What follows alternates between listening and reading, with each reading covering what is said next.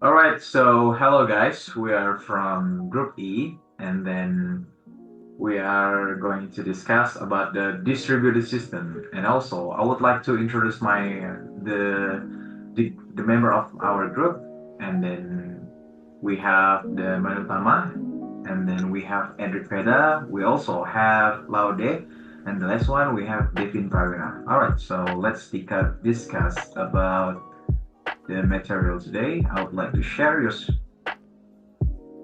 wait a second. Distributed system. So the first one is the distributed system are complex environments where effective communication is crucial. And this presentation will provide an overview of the key principles, technique, and challenges involved in communication with distributed architecture. All right, next one. Here we have the introduction to distributed systems. We have 3 points here of the distributed system. First one we have the what are distributed system, and then the key characteristic, and also we have the application. Here for the distributed system is the are computing environments composed of multiple interconnected components that work together to achieve a common goal. And then we move to the key point here. The key characteristic is the distributed system exhibit characteristics such as concurrency, lack of a global clock, and the independent failures of components. And also we have the last point here about the application. The application here is about the example. The example of distributed system include cloud computing, of course, and then content delivery networks. And the last one, of course, is the point of the application is the multi-agent system, right? For my material, and then the next slide it will be explained by my friend Edric. Thank you guys. See ya. Assalamualaikum warahmatullahi wabarakatuh. Now I want present slide 3 and 4. Before that, my name is Edric Veda Adiyatma. You can call me Edric. Now I want present slide 3 first. In this segment, we diving into the key character that define distributed system. Distributed systems are unique computing environment where multiple independent components collaborate to achieve a common goal. This setup brings several notable characters which present both opportunities and challenges. And first, concurrent, since components in distributed system operate simultaneously, they need careful coordination and synchronization to ensure smooth operation.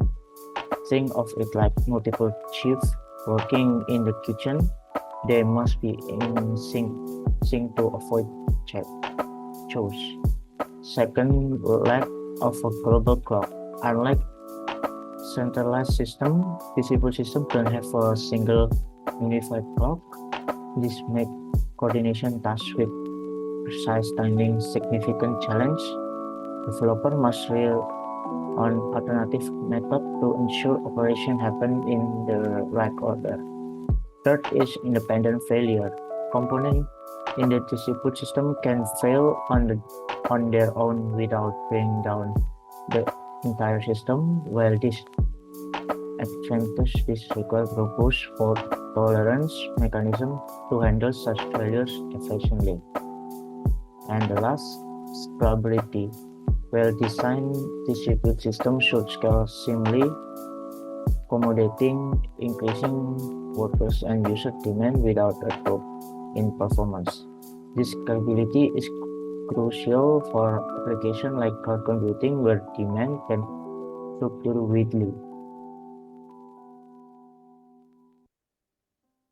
Now I want present slide 4.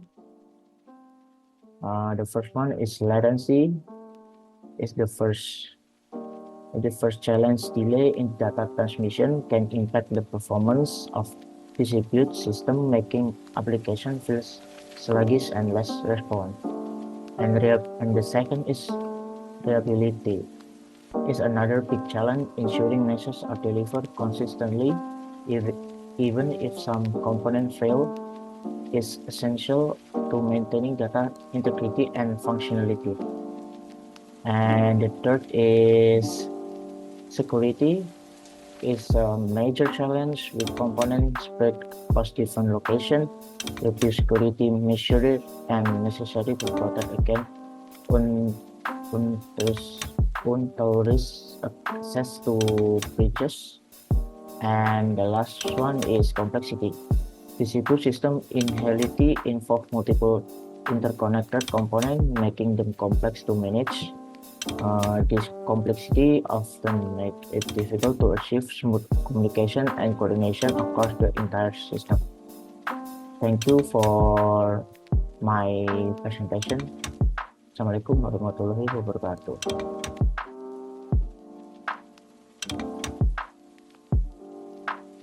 So hello, my name is Laode Fathir, and now I will explain about the next slide, which is the synchronous communication. So here at the first page, as you can see, we have the request response. So in synchronous communication, a client sends a request and waits for the server to respond before proceeding. Next, we have blocking behavior. So here, synchronous communication is blocking as the client is unable to perform other tasks until the response is received. And next we have the example. So the examples like example of synchronous communication include remote procedure calls RPC and HTTP requests.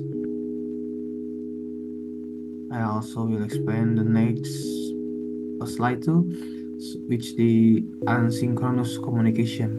So here first we have the non-blocking. In asynchronous communication, the sender does not wait for a response before continuing with other tasks. Next we have message queue. So here messages are sent to a queue where they are stored and processed independently by the receiver. And the last we have the reliability. Asynchronous communication is more resilient to failures and can provide better throughput in distributed system. Okay, so that's all. Next we'll explain by my friend. Thank you very much.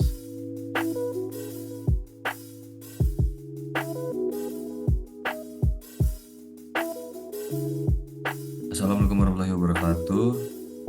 My name is Prawira from IF-46-INT, and now I'm going to presentate about the message queuing systems.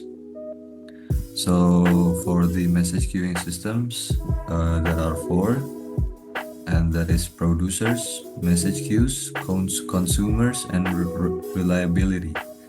So for the producers, it is a component that sends messages to the queue, and for the message queues, it's for a temporary storage for messages, ensuring reliable delivery.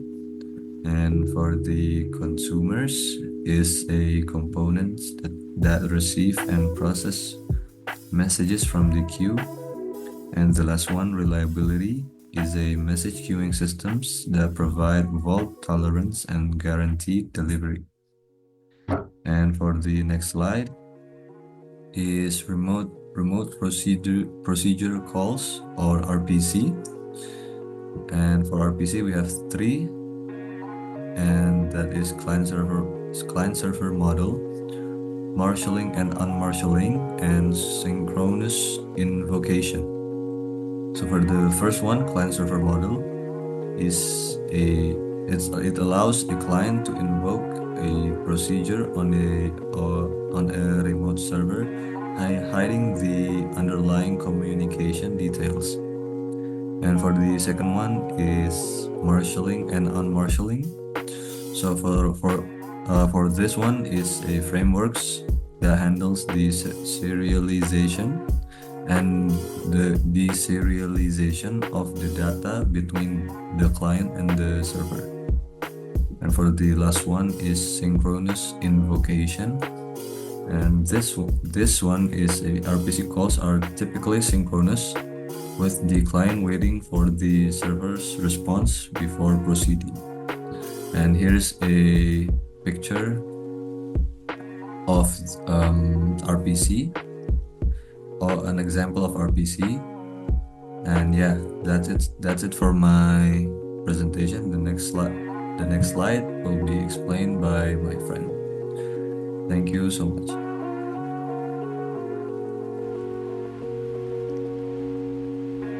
Hello everyone, this is the next slide. My name is Nyoman Manutama Surya Jagadhita. So I will be presenting the principles of effective communication slide. The first one is simplicity. The communication protocol and message format should be as simple as possible and lightweight. And the second one, robustness. So the communication protocol or mechanism must be resilient to failures and able to handle unexpected scenarios. And the last one, should be scalability, or the communication architecture should be able to scale to handle increasing workload and user demands. That's it for this slide, and the next slide will be conclusion and key takeaways for this presentation. So the first one is effective communication is crucial. Reliable and efficient communication is essential for the successful operation of distributed system. Second one is asynchronous versus synchronous. So both of these methods of communication model have their own strength and weakness. And the last one, a principle of good communication. It is, as I said above, it is simplicity, robustness, scalability are key principles for designing effective communication in distributed system.